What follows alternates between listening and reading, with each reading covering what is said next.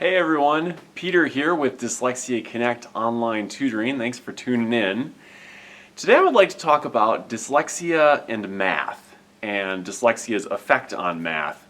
Now, if you've been researching dyslexia, you've probably seen a lot and heard a lot about the effect that dyslexia has on reading and spelling and reading comprehension. You may have also seen that dyslexia can have effects on other areas as well. And one of those areas is math. So I want to talk a little bit about today about the effects that it can have on math and maybe some strategies that you can use if you have a child who has dyslexia who's struggling in math, or if you're teaching students or tutoring students. So what are some of the ways that dyslexia can affect math? Well, one way that you're going to see very frequently is that math facts tend to be very difficult for students who have dyslexia. So when I'm talking about math facts, I'm talking about multiplication facts, division facts, things like what is 7 times 7, what is 16 divided by 4. These tend to be very, very difficult for students who have dyslexia, and it often requires lots and lots of repetition for them to be able to get these facts down well. And sometimes, even after they really seem like they've mastered these math facts, they may need refreshers from time to time about what those math facts are, even though they may have seemed like they mastered it, but they may have days where they just are struggling with those math facts again. And of course, when we think about doing math, those math facts are very fundamental and important, right? That's part of the reason why they are so emphasized in the early grades. Everybody does their multiplication tables and division tables and things like that. And the reason is because these are very important for math reasoning and also for the other things, concepts that come in math later on. Math is very much a building block process, and it's important to get those initial building blocks down before we can build on top of it into other concepts. So multiplication and division are typically very difficult, and that's related to the math fact issue. Multiplying different numbers or having a sense of how numbers are multiplied and dividing numbers can tend to be very, very difficult. Another issue where dyslexia can come into play with math is that copying or organizing problems may be very difficult for a student. So if a teacher is reading off a problem, for example, and they are asking the students to write that problem down, a child with dyslexia may have a hard time writing it down accurately. They may hear a certain number, but they may copy it down on their own paper differently. They may have trouble lining the problem up. If you think about problems like addition and subtraction problems and multiplication problems as well, when we're doing those on paper, those problems often require us to organize them well. So we need to have them maybe at top and bottom and make sure we keep this number in this column, that number in that column. That can be really tough for a student who has dyslexia. They may end up putting the certain numbers in the wrong columns or copying the numbers incorrectly. They may end up reversing numbers sometimes. So they may even read on their sheet that they're doing the number's 35. They may copy it on their own paper and write 53.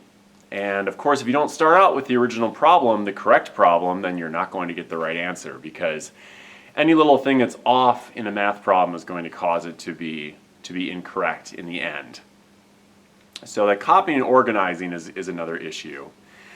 Another thing that affects students with dyslexia in math is the fact that curriculum these days, math curriculum, tends to be going in a direction where there are lots and lots of word problems used. So they may still see regular problems that are just composed of digits, of course, addition, subtraction problems, but it's likely that they're seeing lots and lots of word problems, because that has come to be more and more emphasized in math curriculum as time goes on. And you can probably guess how difficult this would be for a student who has dyslexia, because one of the main symptoms of dyslexia is difficulty with reading accuracy. So a student with dyslexia may read a sentence of 12 words. They may end up mixing up 3 of those words or 4 of those words. They may miss words completely. They may substitute other words, synonyms in for the words that they're actually seeing. It's also a very common symptom of dyslexia. And in regular reading and reading comprehension, this is a big problem, of course, because if you don't read a sentence accurately, you're not going to necessarily know what the sentence is saying, which can cause a big problem in reading comprehension. In math, this is a huge problem, of course, because when we think about word problems in math, every single word in the sentence is often heavily weighted with meaning, and a certain type of meaning. You may see the word is, and you have to assume that that means equals. You may see a word like when we put two things together, that's indicating addition. And so if a student has dyslexia and they read a word problem incorrectly, they're going to have a really hard time with it, because these problems can be challenging to students even who do not have dyslexia and do not have those reading issues. So they become particularly challenging for students who have dyslexia. So what are some strategies that we can use if a student is having trouble with these areas and if their dyslexia is heavily affecting their math ability? Well, there are some different strategies we can use. So first of all, a lot of repetition is going to be required for those math facts. As I was mentioning before, it's a situation where you're probably going to have to repeat those math facts over and over and over again and have them practice those over and over.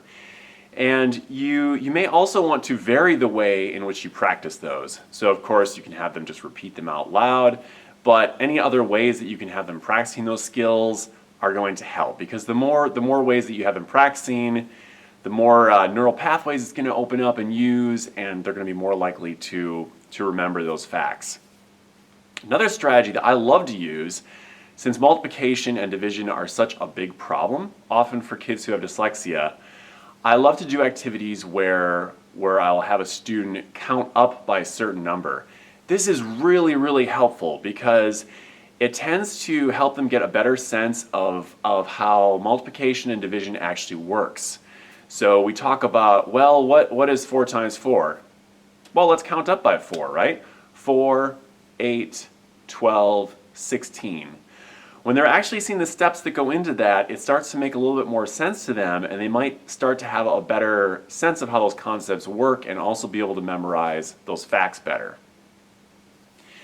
Anything that you can do multi-sensory with math usually helps. So you can use money, for example, for counting and division and adding.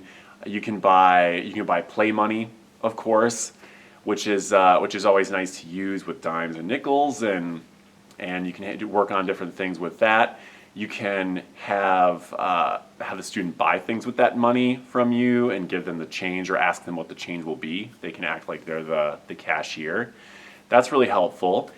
You can use counters, so any sort of little beads or little circles, plastic circles you can buy, you can use those to work with different math concepts as well, for division, subtraction, multiplication.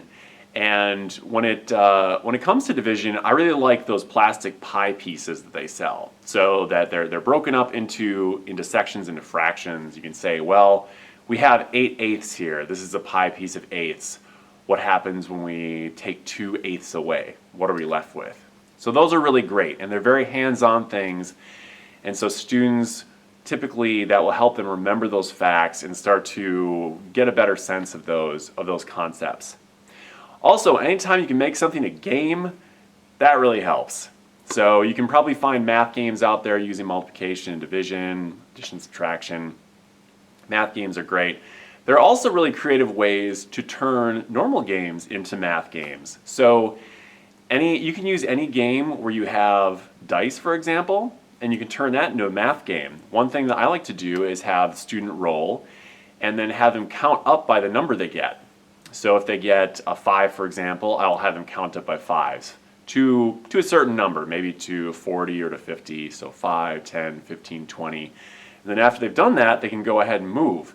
The great thing about this is you can take any game that uses dice and use it for that process. Another thing is, if a game has 2 dice or 3 dice, you can have the student multiply those numbers before they move. So if they roll a 4 and a 3, for example, You ask them, well, what's the math fact? What is 4 times 3? And then they go ahead and tell you, and then they can move their piece after that. You can even bring multiplication flashcards into the game. You can play any sort of game at all and just say every time before you go you have to answer one math fact, and so you flip the card up and they answer and then they can go ahead. And so these are all ways that make math more fun and more diverse, and they will tend to help the student remember those math facts better. And one more note before we finish the video here. You may have also heard of something called dyscalculia. So it's a little bit confusing for people sometimes because we have dyslexia and dyscalculia. Dyslexia can affect math as well, just in the ways I spoke about. Dyscalculia specifically affects math, and I'll probably do a video at a future time talking about what dyscalculia is. And in the meantime, if you're interested in that, you can look it up on the internet and find exactly what areas are affected by dyscalculia. So thanks a lot for watching. If you're interested in receiving more videos from us, you can subscribe to our YouTube channel. If you want to connect with us, you can connect with us on Facebook and Twitter. And if you're interested in our online dyslexia tutoring program, you can find our website at www.dyslexiaconnect.com. Thanks a lot for watching and have a great day.